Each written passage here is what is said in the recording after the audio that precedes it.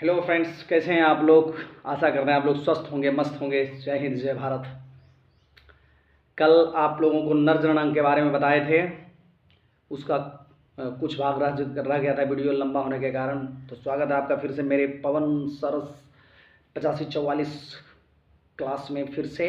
और अभी तक वीडियो से जुड़े नहीं हैं तो वीडियो जुड़ जाइए, लाइक कीजिए, सब्सक्राइब कीजिए, लोगों में शेयर कीजिए। चलिए शुरू करते हैं। कल बताए थे अधिवृषण तक, वृषण का ही पाठ बताए थे अधिवृषण तक। आज बता रहे हैं शुक्रवाहिका। शुक्रवाहिका कहता है शुक्रवाहिका करीब 25 cm लंबी नलिका है। शुक्रवाहिका करीब 25 cm लंबी नलिका है। इसकी दीवार मांसल और संकुचनशील होती है। शुक्रवाहिका की दीवार मांसल होती है और संकुचनशील होती है। दोनों शुक्रवाहिकाएं वृषण के पीछे से इनके समांतर आगे बढ़ती हैं तथा आगे यह मूत्राशय तक जाती है। मूत्राशय के समीप ये अपनी ओर की मूत्राशय के समीप ये अपनी ओर की मूत्र नली पर एक फंदा बनाकर मूत्राशय के पृष्ठ तल पर पहुंच जाती है। यहाँ से यह कुछ नीचे आती है। आप जैसे कि जान रहे हैं कि जो शुक्रवाहिका है ये मूत्राशय के समांतर चलती हैं और मूत्राशय के समीप ये अपनी और मूत्र नली पर एक फंदा बनाती है। अपनी ओर की मूत्र नली पर एक फंदा बनाती है और फंदा बनाकर मूत्राशय के पृष्ठ तल पर पहुंच जाती है और यहाँ से कुछ नीचे जाती है। फिर अपनी ओर की शुक्राशय की नलिका से जुड़कर एक स्खलन नली का निर्माण करती है। एक स्खलन नली का निर्माण करती है। तो स्खलन नली क्या है? जिससे शुक्राणु स्खलित होकर स्खलन नली के होने के माध्यम से फिर धीरे धीरे शुक्राणु मूत्रमार्ग से मूत्र और शुक्राणु दोनों निकलते हैं। उसी मार्ग में आकर जरूरत पड़ने पर वो बाहर निकलते हैं। तो आगे देखते हैं स्खलन नली। ये दो छोटी नलिकाएं हैं। स्खलन नली क्या है? ये दो छोटी नलिकाएं हैं जो शुक्रवाहिका तथा शुक्राशय की नलिका के जुड़ने से बनती है। दोनों स्खलन नलियां एक पुरस्थ ग्रंथि में प्रवेश कर जाती है। पुरस्थ ग्रंथि जो है वो दोनों जैसे स्खलन नली है, स्खलन नली पुरस्थ ग्रंथि में प्रवेश करती है। पुरस्थ ग्रंथि जो होती है मूत्राशय के ठीक नीचे दोनों तरफ से होता है और मूत्र मार्ग जो है पुरस्थ ग्रंथि को बीचे बीच निकलता है। तो पुरस्थ ग्रंथि में मूत्र नली प्रवेश करती है और पुरस्थ ग्रंथि में दोनों नलियां मूत्राशय से आने वाली नली के साथ जुड़कर मूत्र मार्ग का निर्माण करती हैं। कहता है पुरस्थ ग्रंथि में दोनों नलियां जो होती हैं, स्खलन नली होती है दोनों तरफ से, ये दोनों नलियां मूत्राशय में जुड़ करके मूत्र मार्ग का निर्माण करती हैं। मूत्र मार्ग यह एक लंबी मांसल नली है। मूत्र मार्ग क्या? एक लंबी मांसल नली है। आप लोग देख सकते हैं जैसे कि इस फोटो में यहाँ पर आप लोग देख सकते हैं। ये आपका मूत्र मार्ग, ये पूरा सीधा मूत्र मार्ग है और यहाँ जो हम उंगली रख रहे हैं ये पुरस्थ ग्रंथि है और ये शुक्राशय है। जो फूल जैसे दिख रहा है ये शुक्राशय है। तो आप इस तरह से जान सकते हैं कि मूत्र मार्ग यह एक लंबी मांसल नली है। इसमें दो सहायक ग्रंथियां पुरस्थ ग्रंथि तथा कॉपर ग्रंथि की नलिकाएं भी खुलती हैं। मूत्र मार्ग में दो सहायक ग्रंथियां पुरस्थ ग्रंथि और कॉपर ग्रंथि भी खुलती हैं। इसके बाद मूत्र मार्ग नीचे की ओर बढ़ता है और शिश्न के मध्य से होता हुआ शिश्न के सिरे पर मूत्र जनन छिद्र द्वारा बाहर खुल जाता है। मूत्र मार्ग से होकर मूत्र तथा वीर्य, जिसको सीमन कहते हैं, दोनों बाहर निकलते हैं। पहले ही हमने बताया मूत्र मार्ग से मूत्र और वीर्य दोनों बाहर निकलता है। पुरस्थ ग्रंथि यह मूत्राशय के आधार पर, हमने दिखाया पुरस्थ ग्रंथि का फोटो में, यह मूत्राशय के आधार पर स्थित एक छोटी लगभग गोलाकार ग्रंथि है। यह दाएं और बाएं पिंड का बना होता है। एक दायां दो भाग में बंट गया है क्योंकि उसके बीच से मूत्र मार्ग निकला। तो दाएं भाग के पुरस्थ ग्रंथि को दायां पिंड और बाएं भाग के पुरस्थ ग्रंथि को बायां पिंड कहते हैं। दायां और बाएं पिंड का बना होता है। दोनों पिंड एक दूसरे से बिल्कुल सटे हुए मध्य में जुड़े होते हैं। मूत्र मार्ग पुरस्थ ग्रंथि के बीच से होकर गुजरता है। मूत्र मार्ग पुरस्थ ग्रंथि के बीच से होकर गुजरता है। पहले भी बताया मैंने, मूत्र मार्ग के इसी भाग में पुरस्थ नलिकाएं खुलती हैं। पुरस्थ ग्रंथि से पुरस्थ द्रव स्रवित होता है। पुरस्थ ग्रंथि से कौन सा द्रव स्रवित होता है? पुरस्थ ग्रंथि से पुरस्थ द्रव स्रवित होता है। अच्छा, पुरस्थ द्रव, शुक्राणु द्रव, देखिए पुरस्थ द्रव, शुक्राणु द्रव तथा शुक्राशय द्रव, तीनों मिलकर कौन कौन? पुरस्थ द्रव, शुक्राणु द्रव, शुक्राशय द्रव। पुरस्थ द्रव, पुरस्थ ग्रंथि से निकलने वाला पुरस्थ द्रव। अच्छा, शुक्राणु द्रव, शुक्राशय से निकलने वाला शुक्राणु द्रव या शुक्राशय द्रव भी कहते हैं उसको। ये सब मिलकर क्या बनाते हैं? वीर्य का निर्माण करते हैं, ये सीमन बनाते हैं। पुरस्थ द्रव के कारण ही वीर्य में विशेष गंध होता है। वीर्य जो गंध करता है, वीर्य जो होता है स्पर्म, वो कुछ गंध, विशेष गंध का गंध करता है। वो जो उसका गंध करने का कारण है पुरस्थ द्रव। पुरस्थ द्रव उसमें मिलता है, इसीलिए वो गंध करता है। हवा लगने पर वो गंध करना शुरू में तो नहीं होता, लेकिन हवा लगने पर वो गंध करने लगता है। तो वो किसके कारण भाई? तो पुरस्थ द्रव के कारण ही गंध करता है। जब पुरस्थ द्रव वीर्य के शुक्राणु कहता है, पुरस्थ द्रव वीर्य के शुक्राणुओं मतलब नर युग्मक को उत्तेजित करता है। नर युग्मक को वीर्य कहता है, वीर्य के शुक्राणुओं को उत्तेजित करने वाला कौन है? यदि प्रश्न आता है वीर्य के शुक्राणुओं को उत्तेजित करने वाला कौन है, तो पुरस्थ द्रव। कौन? पुरस्थ द्रव। हाँ, कॉपर ग्रंथि। अब हमने बताया था कि इसमें दो सहायक ग्रंथियां होती हैं, एक पुरस्थ द्रव होते हैं, पुरस्थ ग्रंथियां होती हैं, और दूसरी होती है कॉपर ग्रंथि। तो कॉपर ग्रंथियों से, कॉपर ग्रंथि पुरस्थ ग्रंथि के ठीक नीचे एक जोड़ी छोटी कॉपर की ग्रंथियां होती हैं। कहता है ठीक नीचे होती है, पुरस्थ ग्रंथि के ठीक नीचे एक जोड़ी छोटी कॉपर की ग्रंथियां होती हैं। कॉपर ग्रंथियां कहाँ होती है? पुरस्थ ग्रंथि के ठीक नीचे। पुरस्थ ग्रंथि के ठीक नीचे एक जोड़ी कॉपर की ग्रंथियां होती हैं। इन ग्रंथियों की नलिकाएं मूत्र में खुलती हैं। यह ग्रंथि, कॉपर ग्रंथि क्या करता है? यह ग्रंथि एक क्षारीय द्रव स्रवित करती है। पुरस्थ ग्रंथि पुरस्थ द्रव पुरस्थ ग्रंथि पुरस्थ द्रव स्रवित करती थी, जबकि कॉपर ग्रंथि एक क्षारीय, कॉपर ग्रंथि एक क्षारीय द्रव स्रवित करती है, क्षारीय द्रव स्रवित करती है, जो मूत्र मार्ग की दीवार को मूत्र मार्ग की दीवार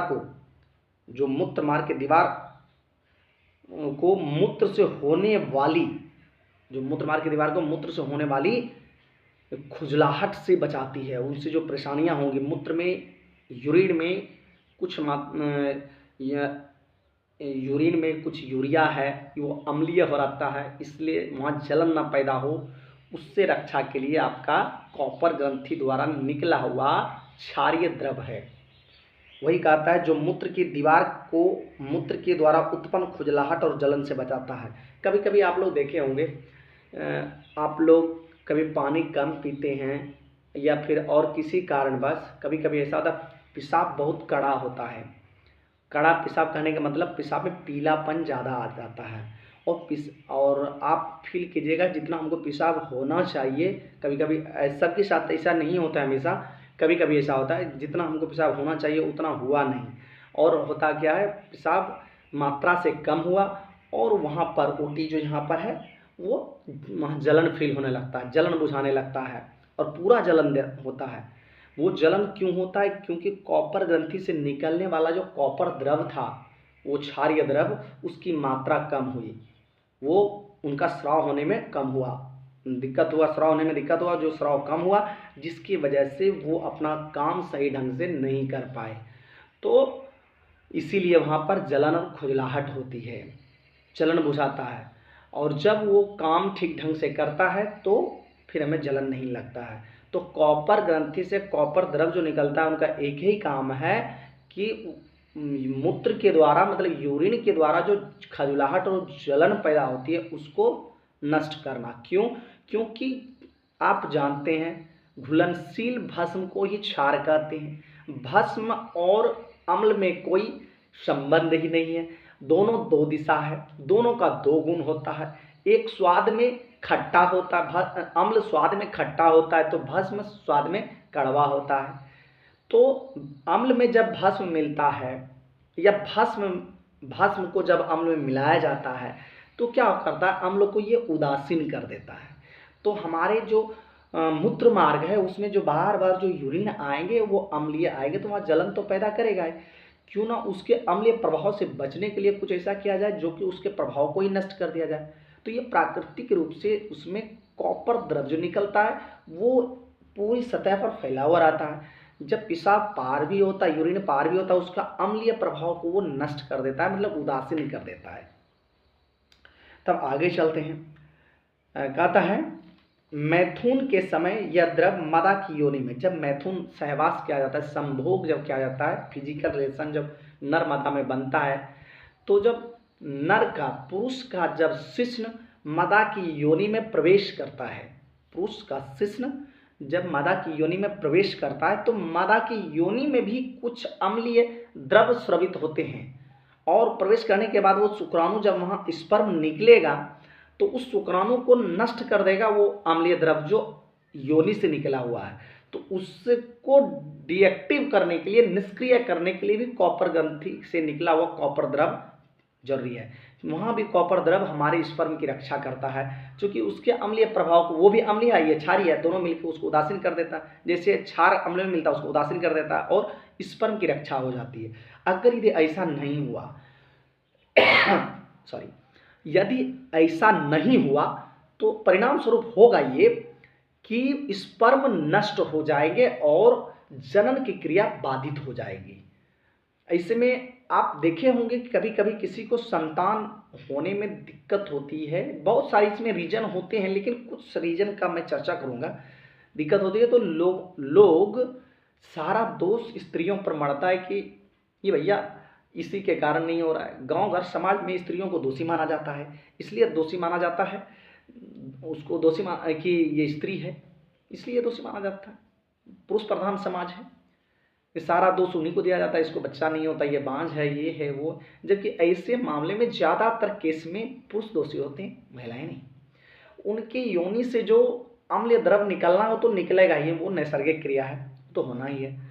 लेकिन पुरुष के कॉपर द्रव से, कॉपर ग्रंथि से कॉपर द्रव यदि न निकले तो उसके वजह से, या कम निकले उसके वजह वहां न पहुंच पाए, तो उस अम्ल के प्रभाव से, योनि के अम्ल के प्रभाव से वो कॉपर द्रव वो स्पर्म नष्ट हो जाएगा और प्रजनन की क्रिया बाधित हो जाएगी।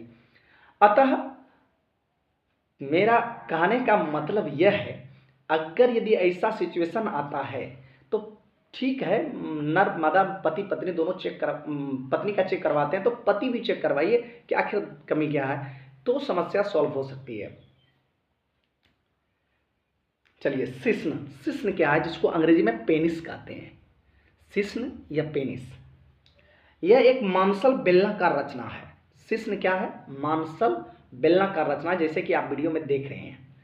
तो आपको वीडियो में दिख रहा है कि शिश्न का किस प्रकार आकार होता है, कहाँ से वो जुड़ा होता है, वो आप वीडियो में देख रहे हैं कि वो नीचे जो वृषण का दो छोटे छोटे डंडे हैं फिर उससे निकले हुए हैं, वो आपका जो क्या कहते हैं उसका शुक्रवाहिका, स्खलन नली, सारा चीज मूत्राशय, सारा चीज उसमें दिख रहा है, आप वीडियो में आप देख पा रहे हैं।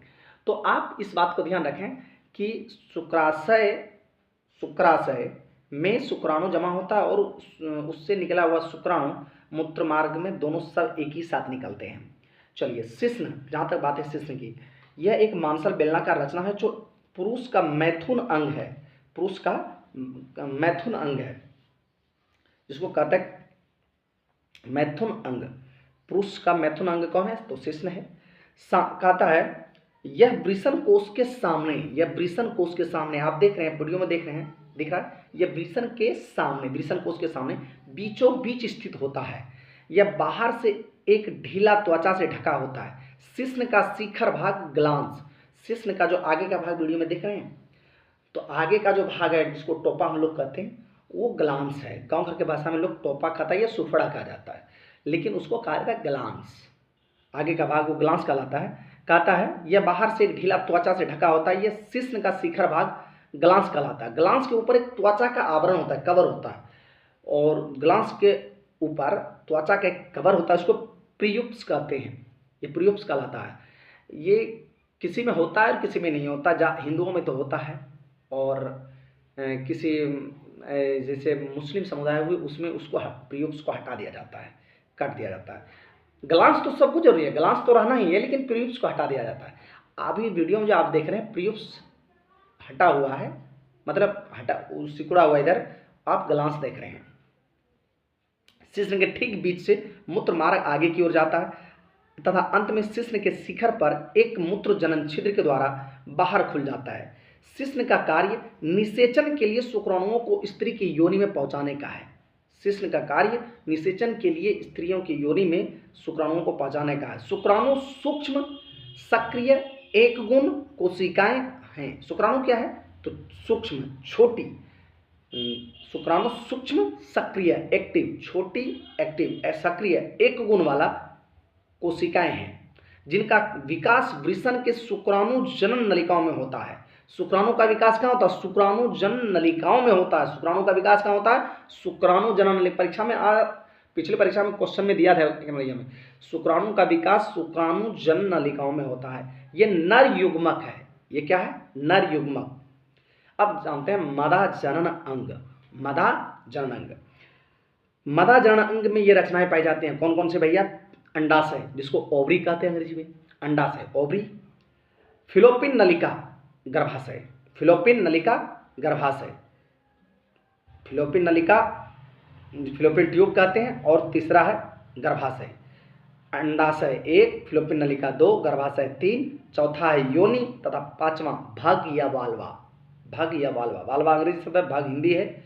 फिलोपिन नलिका हिंदी है तो फिलोपिन ट्यूब उसका अंग्रेजी है। गर्भाशय यूट्रस, अच्छा योनि वेजेना, योनि वेजेना।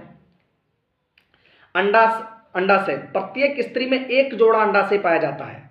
प्रत्येक स्त्री में एक जोड़ा अंडाशय पाया जाता है, जैसे कि आप वीडियो में देख पा रहे हैं। आप अंडाशय यहाँ ऐसे फोटो में भी देखिए, ये आपका अंडाशय का है, गौर कीजिए, ये अंडाशय, ये दिख रहा, ये अंडाशय है आपका। ये तो वीडियो में भी आपको अंडाशय का चित्र दिखेगा, बढ़िया से 3D वीडियो में देखिए। तो प्रत्येक स्त्री में एक जोड़ा अंडाशय पाया जाता है। अंडाशय उदर गुहा के निचले भाग में स्थित श्रोणि गुहा में पाए जाते हैं। अंडाशय कहाँ होता है? उदर गुहा के निचले भाग में श्रोणि गुहा में पाया जाता है। प्रत्येक अंडाशय एक पतली पेरिटोनियम की झिल्ली के द्वारा उदर गुहा के पृष्ठ दीवार से जुड़ी होती है। कहता है प्रत्येक अंडाशय एक पतली पेरिटोनियम की झिल्ली द्वारा उदर गुहा के पृष्ठ दीवार से जुड़ी होती है। प्रत्येक अंडाशय संयोजी उत्तक के आवरण, प्रत्येक अंडाशय संयोजी उत्तक के एक आवरण ट्यूनिका एल्बुजिनिया से ढका होता है। लीजिए, ट्यूनिका एल्बुजिनिया कहता है प्रत्येक अंडाशय संयोजी उत्तक की पृष्ठ दीवार से जुड़ी होती है, और प्रत्येक अंडाशय संयोजी उत्तक के एक आवरण ट्यूनिका एल्बुजिनिया से ढका होता है। इस आवरण के नीचे जनन एपिथेलेमी पाया जाता है। इस आवरण के नीचे जनन एपिथेलेमी पाया जाता है, जिससे अंडाणु विकसित होता है। जनन एपिथेलेमी के कारण ही अंडाणु विकसित होता है। फिलोपिन नलिका, ये एक जोड़ी चौड़ी नलिका है। फिलोपिन नलिका क्या? एक जोड़ी चौड़ी नलिका है। फिलोपिन ट्यूब आप देख सकते हैं, फिलोपिन नलिका फोटो में देख सकते हैं, वैसे वीडियो में आपको देखा। ये है फिलोपिन नलिका, ये आप लिखा हुआ देखिए फिलोपिन नलिका, ये है फिलोपिन नलिका। फिलोपिन नलिका यह एक जोड़ी चौड़ी नलिका है जो अंडाशय के ऊपरी भाग से शुरू होकर नीचे की ओर जाती है और अंत में गर्भाशय से जुड़ जाती है। प्रत्येक फिलोपिन नलिका का शीर्ष भाग एक चौड़े कीप के समान होता है। प्रत्येक फिलोपिन नलिका का शीर्ष भाग चौड़े कीप के समान होता है, जो अंडाणु को फिलोपिन नलिका में प्रवेश करने में सहायता करता है। जो अंडाणु को फिलोपिन नलिका में प्रवेश करने में सहायता करता है। अच्छा, फिलोपिन नलिका की दीवार मांसल एवं संकुचनशील होती है। फिलोपिन नलिका की दीवार मांसल एवं संकुचनशील होती है। इसकी भीतरी सतह पर सिलिया लगी होती है। फिलोपिन नलिका की भीतरी सतह पर सिलिया लगी रहती है, जिसके कारण अंडाणु को फिलोपिन नलिका में नीचे की ओर सरकने में या बढ़ने में सहायता मिलती है। इस नलिका के द्वारा अंडाणु गर्भाशय में पहुंचता है। इसी फिलोपिन नलिका के द्वारा अंडाणु क्या होता है? गर्भाशय में नीचे पहुंचता है। और गर्भाशय क्या है? यह एक मोटी दीवार वाली पेशीय थैली के समान रचना है। गर्भाशय एक मोटी दीवार वाली पेशीय थैली वाली रचना है जो मूत्राशय तथा मलाशय के बीच में स्थित होता है। आप वीडियो में देख सकते हैं। उस वीडियो में दिख जाएगा कि कहाँ ये स्थित होता है। अच्छा, श्रोणि गुहा में स्थित होता है। यह लगभग त्रिकोणीय रचना है जिसकी ऊपरी भाग ज़्यादा चौड़ा होता है। इसकी ऊपरी भाग के दाएं और बाएं कोने से उस ओर की फिलोपियन नलिका जुड़ी होती है।